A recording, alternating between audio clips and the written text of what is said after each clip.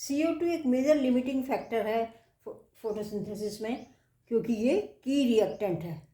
जो main reactant होते हैं फोटोसिंथेसिस के वो कार्बन डाइऑक्साइड और वाटर होते हैं, इसलिए कंसंट्रेशन कार्बन डाइऑक्साइड का यदि बढ़ता है तो रेट ऑफ फोटोसिंथेसिस भी बढ़ती है।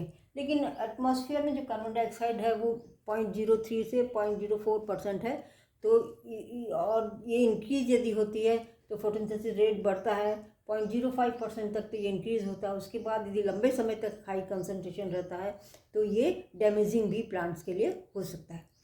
लो लाइट इंटेंसिटी में C3 और C4 प्लांट दोनों बहुत ज़्यादा रिस्पॉन्स नहीं करते हैं बाय इंक्रीजिंग कार्बन डाइऑक्साइड। यदि लाइट कम है और हम कार्बन डाइऑक्साइड कंसंट्रेशन बढ़ा रहे हैं तो C3 C4 प्लांट में इंक्रीज फोटोसिंथेसिस में नहीं होता है। लेकिन यदि लाइट लिमिटिंग नहीं है, मतलब लाइट सफिशिएंट है, हाई लाइट कंडीशंस हैं, तो इंक्रीज करेंगे कार्बन डाइऑक्साइड कंसंट्रेशन, तो इनमें क्या होता है, फोटोसिंथेसिस रेट बढ़ता है।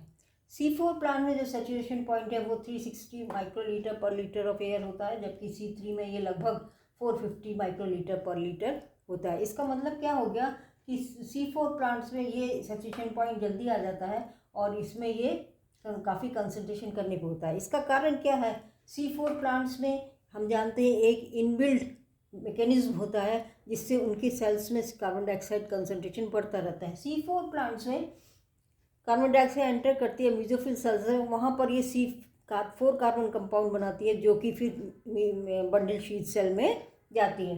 बंडल शीथ सेल में फिर ये 4 कार्बन कंपाउंड 3 कार्बन कंपाउंड में चेंज होता है और कार्बन डाइऑक्साइड को रिलीज करता है। ये जो कार्बन डाइऑक्साइड है बंडल शीथ सेल में, ये यूज़ होती है फिर केल्विन साइकिल में। तो बाहर यदि कार्बन डाइऑक्साइड कंसंट्रेशन कम है तब भी क्या होगा, ये इनके पास एक मैकेनिज्म है जिससे कि कार्बन डाइऑक्साइड अंदर इंक्रीज होती रहती है। तो इसका इफेक्ट, कार्बन डाइऑक्साइड कंसंट्रेशन का इफेक्ट C4 प्लांट्स में इतना नहीं होता है, पर C3 प्लांट्स में हम इंक्रीज करते हैं यदि कार्बन डाइऑक्साइड कंसंट्रेशन, तो इनकी प्रोडक्टिविटी बढ़ती है। इसी को यूज़ करते हैं हम ग्रीन हाउस क्रॉप्स में, जैसे कि टोमेटो या बेल पेपर में, और इनको कार्बन डाइऑक्साइड रिच एनवायरनमेंट में ग्रीन हाउस में ये प्रोड्यूस किए जाते हैं, जिनसे इनकी ईल्ड क्या होती है, हायर होती है।